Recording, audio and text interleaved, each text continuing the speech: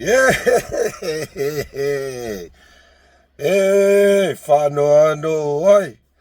Ea, ua maua ia mea nganga whai aku ai.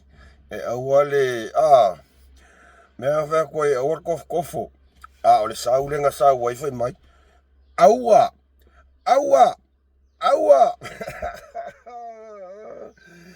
Ngā e bese lo man mga walo ki ngā loa ai se e koa.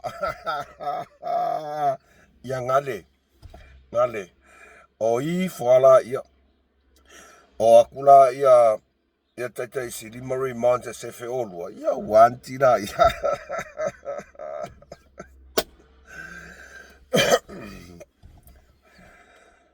Malo sai fua manuia sa moe se o atu nupele.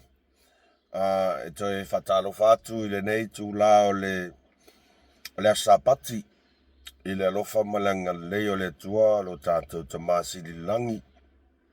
Malo on sai, whaftai tau a tai, malo fo I le ngā lue I le nei vai aso atoa, ia. Tēnā ngonga ngau o mako koa ngā e men kofas po masi mamang koru au mang ko wamang ia, Ale ali a aingi a inga. Ia uilea ia malo lava tautua.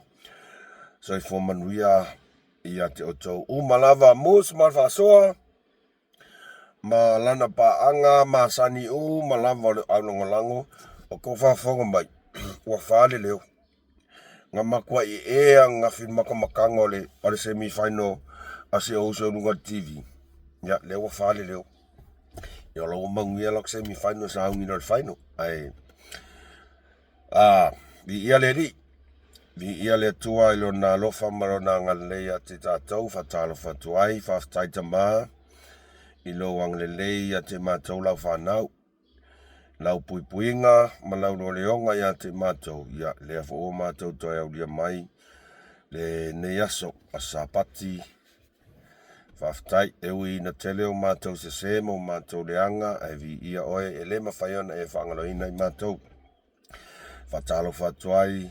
MUSS Ma Le Fa'asoa ia na wo mapa anga malava po ofe. Sole. Ei fo iles kakale a wole sa mai Sweden. Sole. Malo whaftai tere langrong mai Sweden.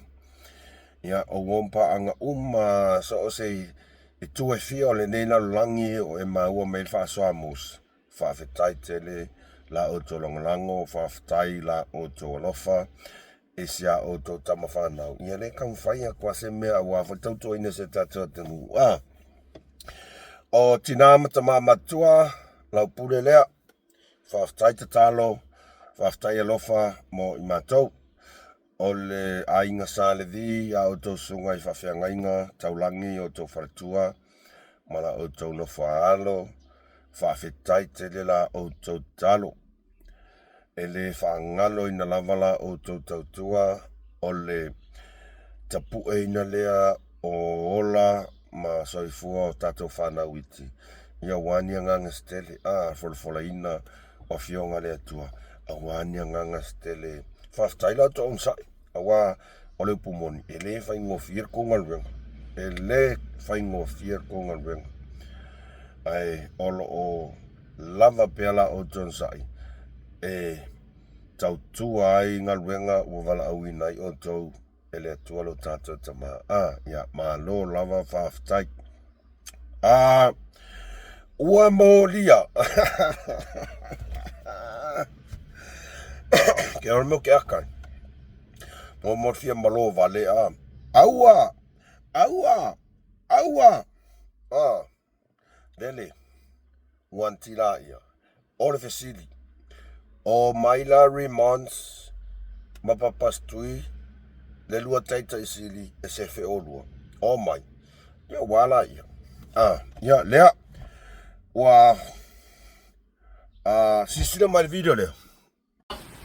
Mo faulu I luma whamsinonga le tangi alo pisa sili o lumtanga luanga whamsinonga le sunga pari John Tamanlangi an fele e whaasanga I se tasi o ala ata whaasalalau mai tunu mamau leo mo fai ngoina o le mauta o di inga O le nei tangi na whauwina le whai ungo le nei vai aso e whaasanga lea ini tua inga mani whaametalanga so o na lafo le whaawaiama le whaamaonia lea watua ia aia le pokaname po le whai unga ni ia le mtanga dwenga o whaamasnonga i le ngata o whaamasinga o le whaamasnonga ma walunga ai whapefoi le mtanga dwenga o whaamasnonga whapefoi le o Sicily o le lau wa iluma nei o le matanga ni ngole le mo wa solo ye ya la to fo i sai li linga mala to fo i suenga o lu inta upu le wa fa pena na tang fia e le matanga ni ngole le talu ona se e mai le fionga le ya tawa sambudu wa masanga le wa to fia ka peneta la to te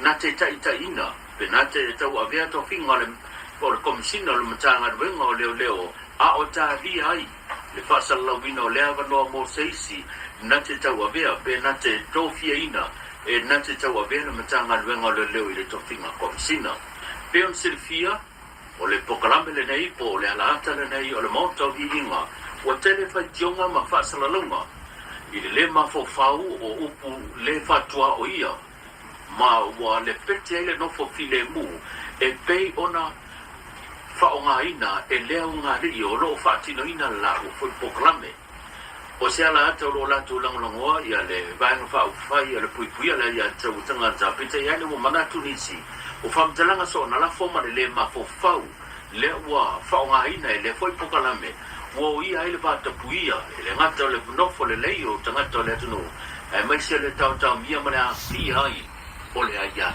tau tangata e lo mai le temi nesi tala la tamai le tulanga o le a solo ia i le tangi e pe ona whau watu e le fionga i le ofisili o na matanga kuanga o whamasnonga. E sa o i peke lo a. E so la le kuri lo inga e ami o le anga.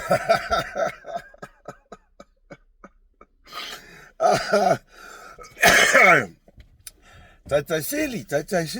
O fea o e la fililo e tai sili. Se o mai o le o maua maa ua.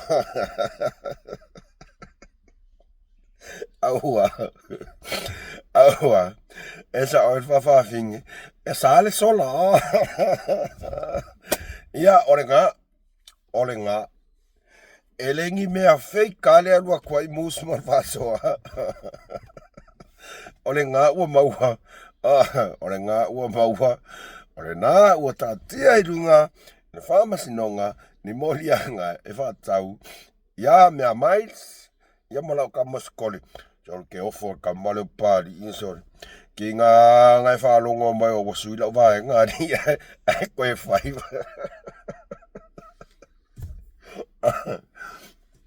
Ki ngā ngai whaalongo mai ni pari o lau vai ngā o best friend ngā le wei kai mingi. Ai koe alu ha koe modi ya di siau soma masiau ki ngā lo makua. E wantira ia. O tau uma a whapea o ia ingi video ngā ua mol mana o mai leuso ia mana tulei. Whapea o ia ingi videos po ni clips.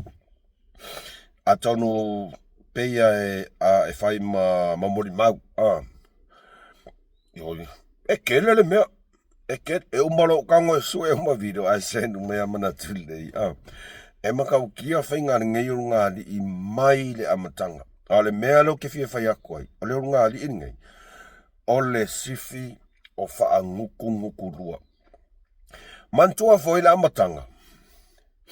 Ngā makua i sa mala mai a masasa me lo ngāli i le ia papastui. Ia lei whangua o ngā oi. O le alu o sa ia wha tala noa se tasi o tamaa. Lo ia i Samoa. Ia makua ia i foilonga kari. E matai tara whianga i lea mea o le tofi tule e porontari. Ai wā ai le mea lau sao ingei. Ua whai goa o le tai siri ma le hero.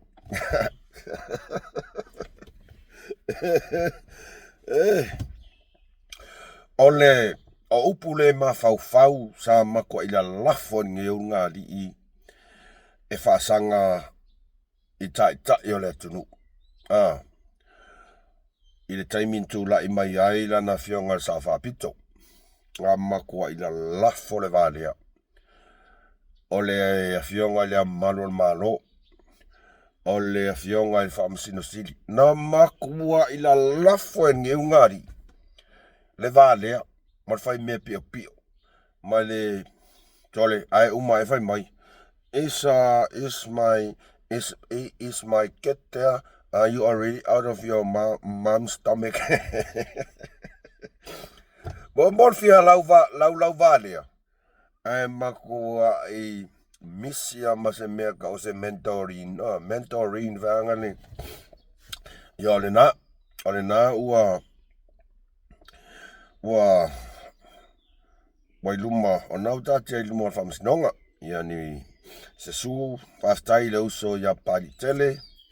Ta uso atu pea oe langa e mawhanga kanga John Taimalangi ia ma MUSS I le ia inga makai ngā so kanya ngake la ikia e o mea la ke mingi ia e halu waka ua I mea whakamaiki aso ai e afo e poi mai o kolisi o he poi a kuwe po ia e halu waka ua kami whapenga ai mo moli whaftai tele te o le uso ona o lo tau mawhai lava lea e su la mioton o le mea lea sa mana o se tatotunu.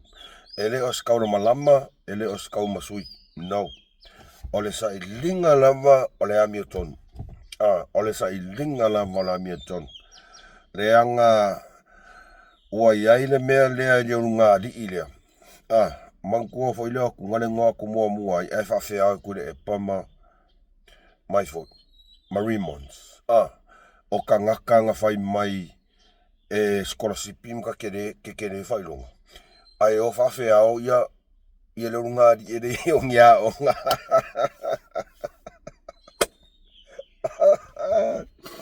Keiroa. E mong argakaro o papastui, o le makua I ma mawha langa poro kiki. E sa oi mana tulek. O mai sa mo. E le al maua whakasi o kākou. E le al maua whakasi o kākou.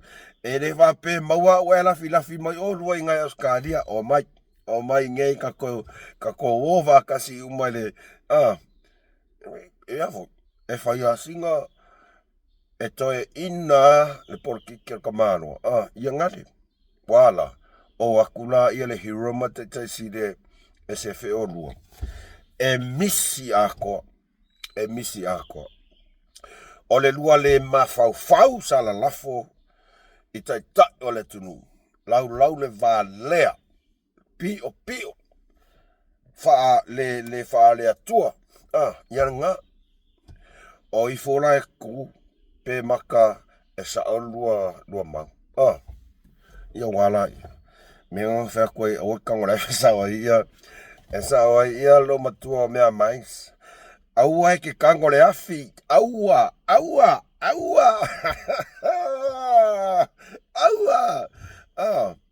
Ngapa mai lo langi ngei. Lo e sea. E ko.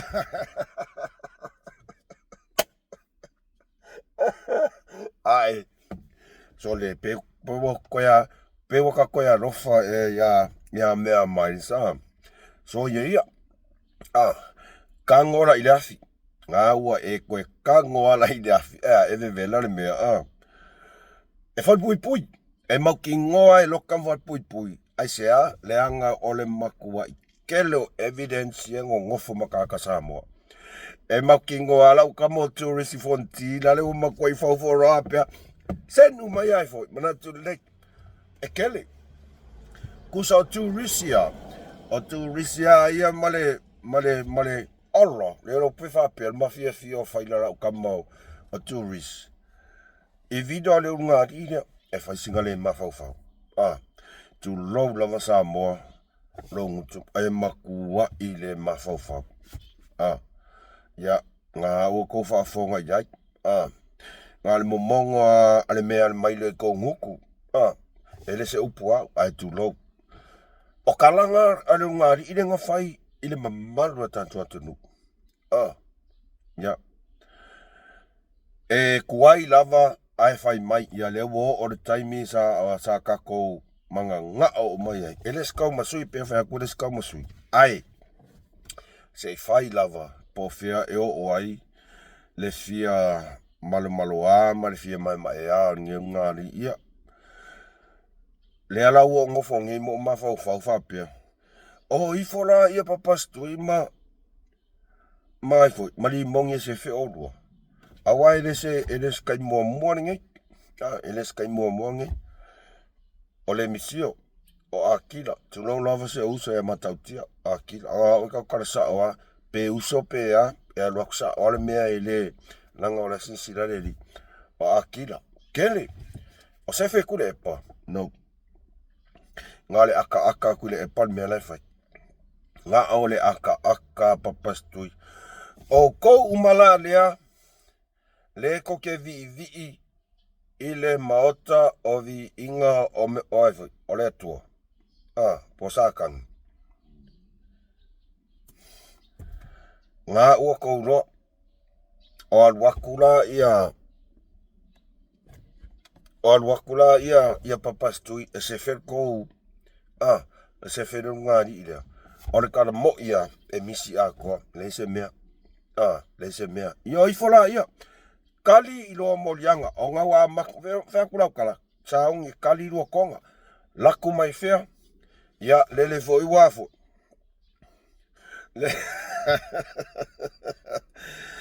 Se wha mole, utangia mai se talo sanga MUSS MA LE FA'ASOA ia o kounga e alala i New Zealand, se kamale o manatu lei, se vifos kama o, a vifos kama i foi. O ka ngaka e wha moe lo whaka vale sole. O ala wa kuli fafo mare apartment. Le kukongi, o kokat kongu sa mo ka ngaka. E sola le kuri loa inga ai ami o le anga.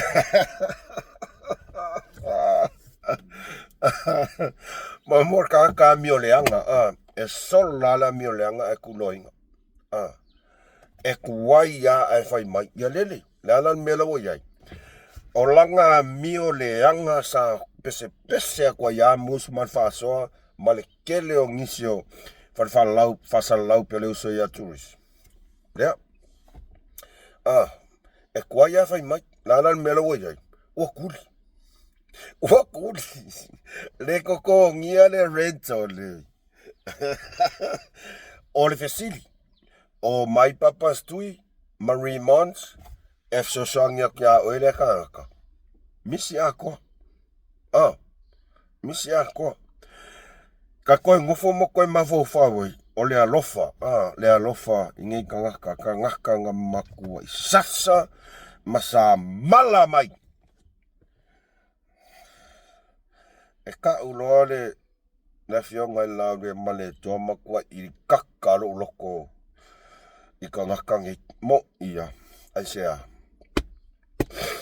O le ngai fo maunga. Mo ia. E ka uloa le fionga i lau le male toa makua. I kaka lo loko i ka ngaka ngi. Ia. O le kou kau i le ngā. O le kou kau i ngā. I upu fai. O upu whaaleanga.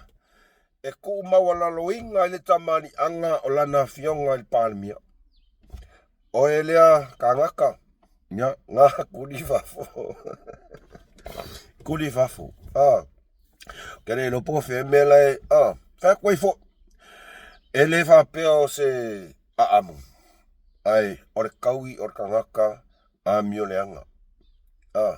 Fia kupenga e aia. Fia kupea ka ngakanga e whaavale e pelongia. Ai fiu a kuri, fiu e whakarikali. Ne se mea, ring seng. Ngā alo pepelo. Le an melo wa ia oe. E ke fiu e ke sola. E kuli loa oe, ia, wala. O le fesiri, o akula papastu i walau hero. E afo. E se fe oe. E whape ngā whole ngāri i lea. E whape ngā whole ngāri i lea. Nanga e whaisiki ngā ke lo kalamala whonga le ngāri i lea ngā whai lea whionga le pānmia. E whai singa ki ngā. O le kaimio wharongongo e whapea whewhe e pia uwa ai le ngāri. O ke poa. O ke po orfa fingena ke la ki nganga ula kuelo le vai ke la kwa po. Ai. Ole ale ko ke le skala MUSS Ma Le Fa'asoa Paule mea o le atangia tunei o le pusi. Ele o se pusi ato le fai ai pusi. Ya. Oi fola ia kaliru konga. Ma fai po fele ia le oso mai fo ia fi mai ala u kamo o kole a foa. Mai tu mai e ja ku mai e ke o kan kai. Ku mai e ke o kan kai se o kali e kuai ia nga. A lui fo e kali po le a o le pumongia. E loka. E fari pui pui.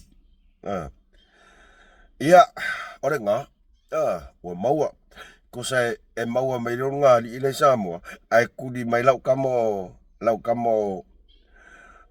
swau, kuri mai lau kamo swau u pasi ngivisi na orelo. E te toe tofo lava I lau mea na fai. Ole mea na le il fautuanga, fai fuafuanga ko mea. Kau kala I la mio tonu au ole fa uangi kala. Au ole fa uangi kala e faleanga I le tamali inga o le tangata mle.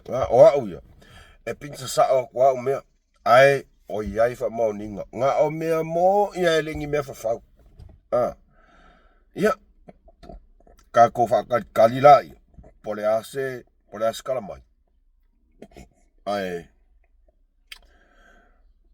Ele se mea tātou te fia ai. Ia avea ma o inga. Ia avea ma o inga. Ia lewa wake ia ua mou aku ia lau kamale fai meo nga yelo ia. Le ka ngaka nga ngofo ma lau ka ngaka. Skaka Samoa. Ele lava a onga. Ele oingi a onga. Ele uma form 6. Nan mele wa iai. O si mea lava masi ona taui. Ai ka whakarikat. Ka ko whakarikat. Ia, ole na. O nei me malia na watupu ile nei aso.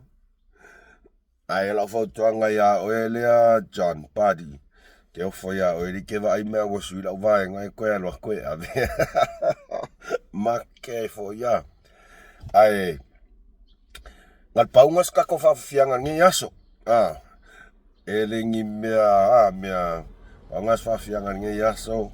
Whawhetai tele Samoa e le tai ona uma na ngal whawhetai e tuai MUSS Ma Le Fa'asoa ia te o tau umala vaila o tau lango pe o na o tau silafia o le wa alu ka ko soangi ka kuale ku e alu sa wa ka ku se ka ko ku ona o tau umalava ele mafaise mea ele nei au ona pe ale yaila tau lango e momolia la whawhetai a tau umalava mea le alok whai ako ia oko vai ol maka mai e subscribe ves kako mea like share subscribe kako video whamanuia le atua I fufanga to le nei aso tātou toi wheroa I foi I le aso a tae au ai mole taimi nei MUSS Ma Le Fa'asoa mai Malaysia alofa tele atu. Whaasai fua.